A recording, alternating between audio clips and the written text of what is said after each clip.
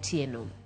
Kawachako ni ng'ikruok e injin mar ndege emane okelo masira mar ndege mane onego jatend jolweny machon Jener Francis Omondi Ogolla. Ma en kaluwore gi ripot ewi nonro mane inonogo gima ne dikel tho mar Ogolla kod ji mamoko 10 mane ochiw kod migawo mar jolweny.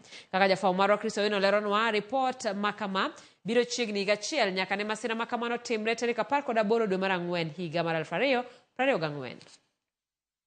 Chochni e injin mar ndek jolweny mag kor polo Kenya Air Force 1501 emane omayo Uganda jo Kenya jatend jolweny machon Jener Francis Omondi Ogolla e kaunti ma Elgeyo Marakwet higa mar 2024. I am deeply saddened to announce the passing on of General Francis Omondi Ogolla, the chief of the Kenya Defence Forces.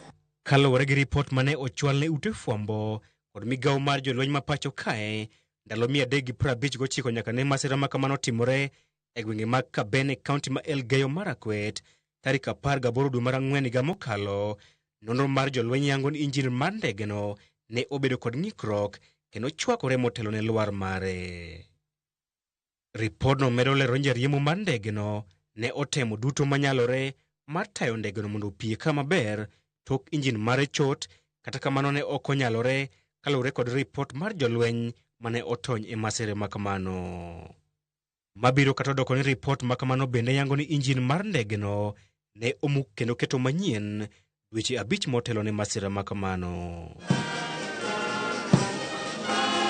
E iko ma Jener Francis Omondi Ogolla e kaunti ma Siaya, jatend piny William Ruto ne osingo mar chugo aput moyiedhi mar jolweny mar nono gima ne dikel tho mar jatend jolweny mare mokwongo. He had an elaborate, very well laid out plan on the transformation of the military. Jotelo mag oganda luo kotelne kod ogai mar ODM Raila Odinga, Gavana ma Siaya James Orengo kod Senator ma Siaya Dr. Oburu Oginga ne okwayo William Ruto mondo otim nonro mapiyo kendo pedho ne jopiny duoko ewi gima ne dikel tho mar General Francis Omondi Ogolla. By saying that because of the manner in which Ogolla died, a lot of rumors are flying around all over. We want these rumors to be put to rest. And this can only happen if there's a thorough investigation to tell us the cause of the death, how that plane came down.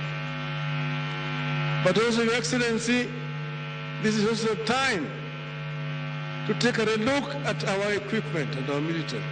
Your Excellency the President, just like Atandi has said, when you retire and think of appointing other positions, you see what he has pointed out, that you think of somebody from this community to be in that position.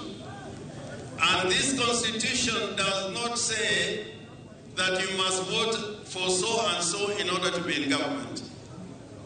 We want a government based on our constitution, so that when these positions are open, like you did in appointing the chief, you open it to the entire republic. I would just like to say that the death was an accident. But even though it is an accident, in this region we have had many such accidents. And we have also had assassination of leaders from this region. So when such things happen, we are a bit suspicious, not because of anything, but we want to know the truth.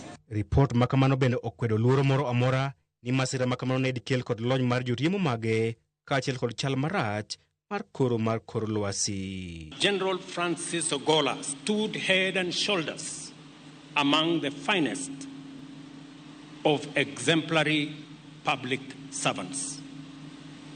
It has been an extraordinary privilege to work closely with him, to benefit from his wisdom, experience, and insights. General Francis Omondi Ogolla ne obedo gai mar jolweny mokwongo ma pacho kae kuom wito ngimane kapod ni apisi. Chris Owino, Ramogi TV, Nairobi.